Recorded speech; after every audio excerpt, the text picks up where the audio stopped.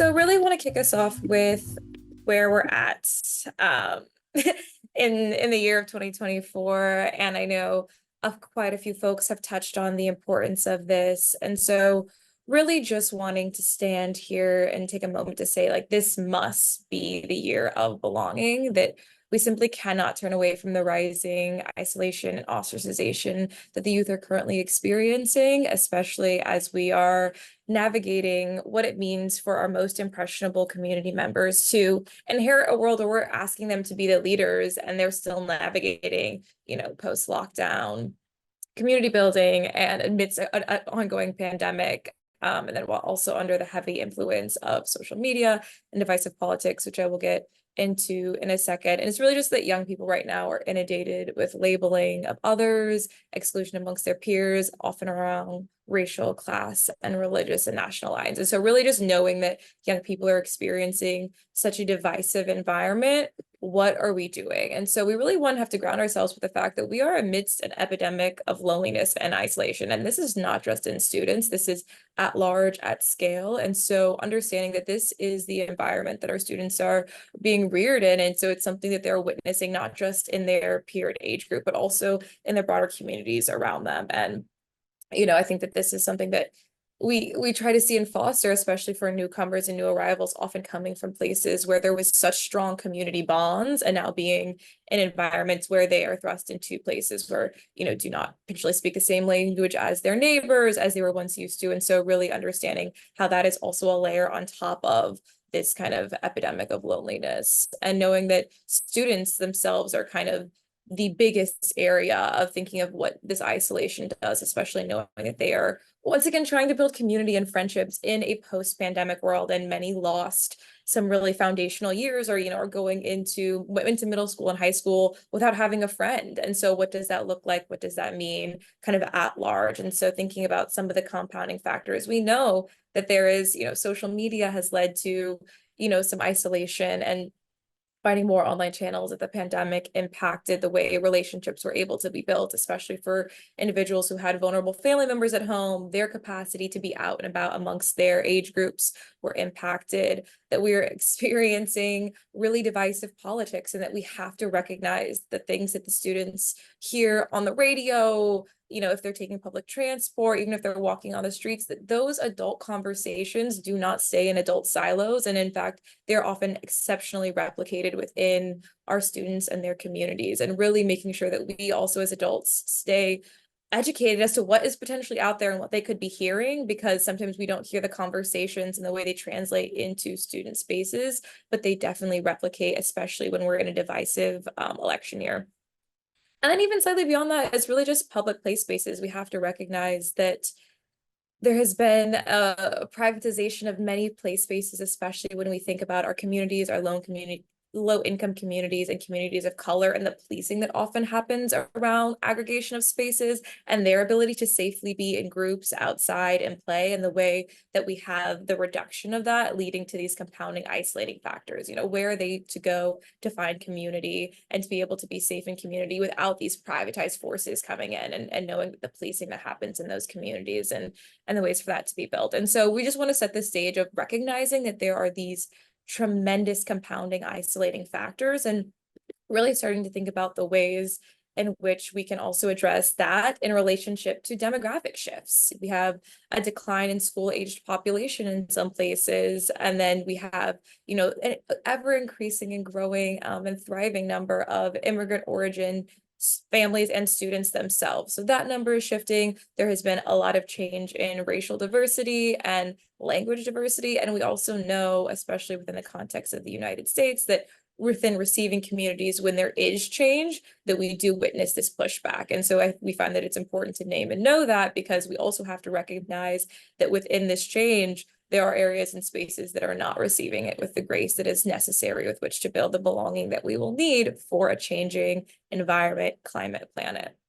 And so with all these things happening, we see that these are massive calls to alarm that are happening in and around the media. And instead of leaning into the calls to alarm, we're saying, how can we reimagine them as actually just calls or opportunities to reimagine the system as a whole?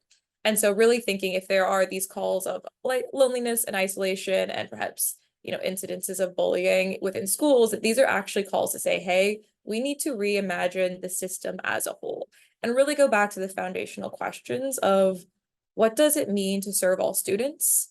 And what would it mean for every single student to feel like they belong? And so I'm really, really happy that we are in community here with people who've already touched on belonging, what makes us feel like we belong. I love that moment where we paused earlier to reflect on when we do feel like we belong, what makes us not feel like we belong, because defining belonging is exceptionally challenging, especially if one is of the identity in their community that feels like they belong. If you're someone who predominantly feels like you belong in your space, and then even thinking as a teacher in relationships to students, it can be really hard to unpack what actually belonging would look like for the communities we serve. And so to break it down, we have kind of put together this research packet on our unpacking of belonging, and really to define that to belong is to be embraced. It is a feeling of safety, support, celebration, and civic agency within a community.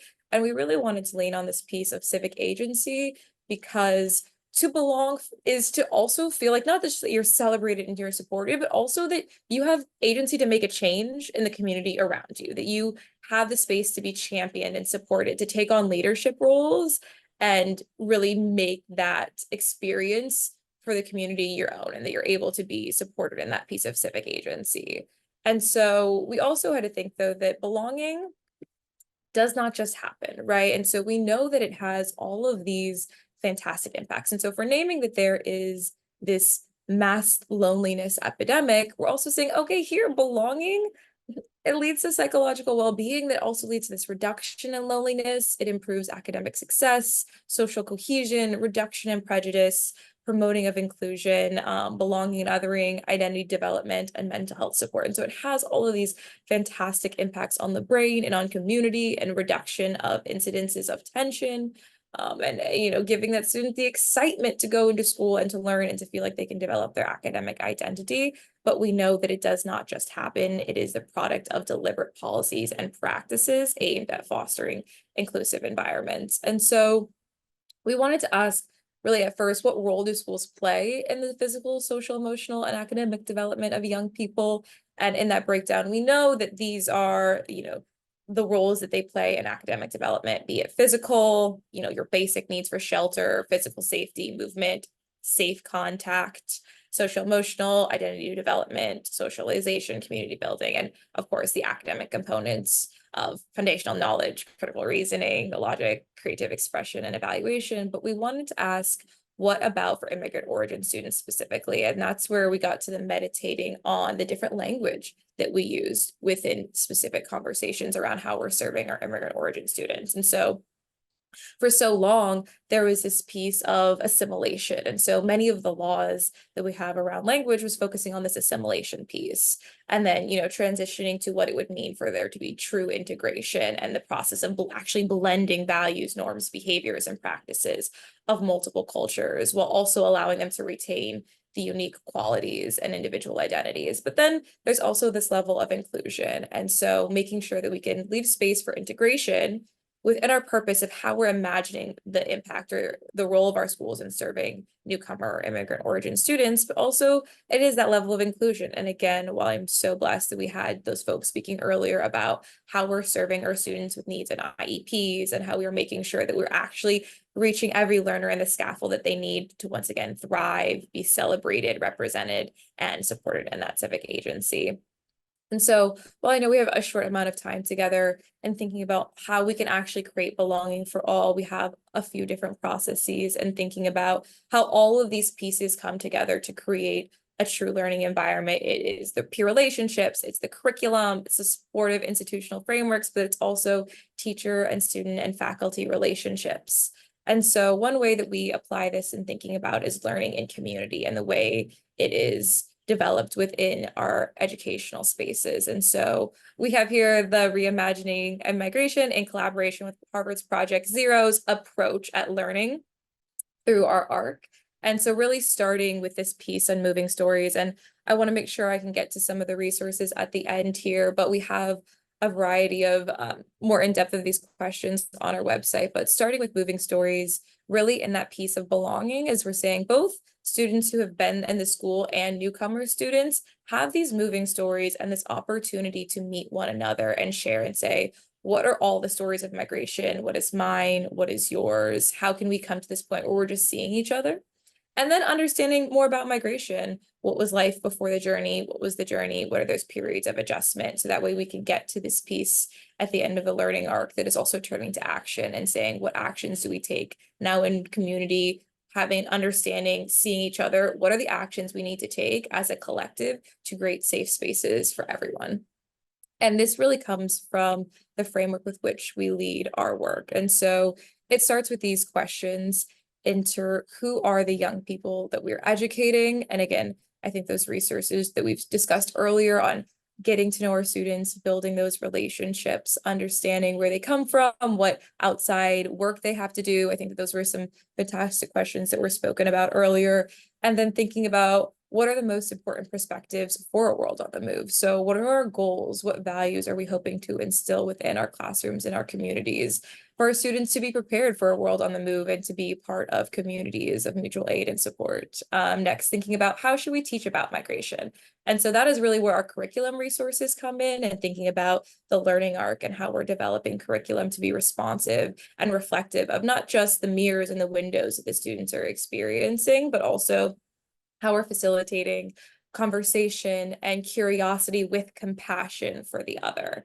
And then thinking about how we are creating powerful learning environments for all of our students. And so this all becomes kind of a collective, which I will lean into next in our 5 steps. But then also it's this piece that we're all doing together, which is how do we prepare our educators for a changing world? And so that is, again, the beauty of being able to share today with you all, is that is the work that we're all here to do together.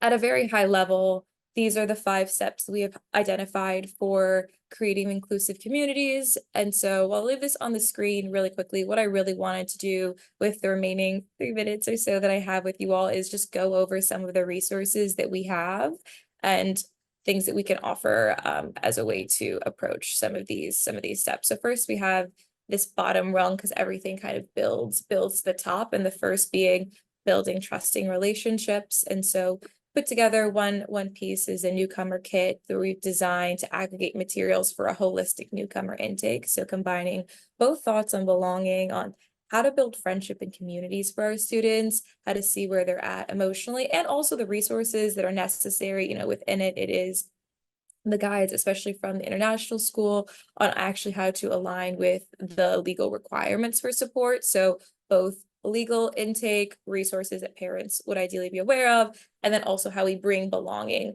also to the forefront of that conversation. So we're both supporting them in all of their language access needs and also in their community building needs. Next, we have this ensuring safety and inclusion. So we've developed an observation form. It is a living document. They're very much so works in process, but the purpose of this tool is to help us take a step back and say, what would it feel like to be a 4th grader in my school who's just arrived, is navigating the cafeteria? Or what would it be like to be a newcomer who has, only been here for a few months and is not feeling celebrated in my classroom? And so just using an observation form to kind of take a step back and do a holistic observation of one's own classroom, one's whole school, and then perhaps just zoom in on a singular student specifically and say, what does their day potentially look like? And what do I not know about their day? And how can I use that insight on one student to craft an environment as a whole? And so there's different ways of making diversity visible. A couple examples we have on how to deepen learning opportunities through some of our partnerships with the New York Multilingual Learners Department of Public Education, and the leaders there who've put together fantastic resources on moving stories. And then also, what are some of the opportunities for learning and growing within our team? So for example, the graphic novel Frontera, we've had staff do readings of it together. And so thinking about different ways that we can learn and grow as teacher communities and hold one another in our own work around identity and belonging, and how we can create those spaces for our students as well. And so we have a variety of different resource types. I would implore and encourage you to please reach out go to our website if there's anything that we can do in terms of providing resources aligned to your school's individual interests or needs, or in collaboration with any of these fantastic people who've presented today. What we often do is end with action plans, where we take a moment to pause and see what is one's driving idea, what are they hoping to change, and connecting it to a piece of our framework. So is it really to lean into understanding who are the young people we are educating? Or are we trying to move perspectives, create safe learning environments, trying to reimagine how we teach about migration? Or are we in a space where we're saying, hey, I'm an educator and I really want to loop in my fellow educators to do this work alongside me. And so we work with teams and like-minded individuals to develop action plans within their own communities to really foster these senses of belongings. And then also partnering again with the language experts, because we know that that is a single crucial experience as well.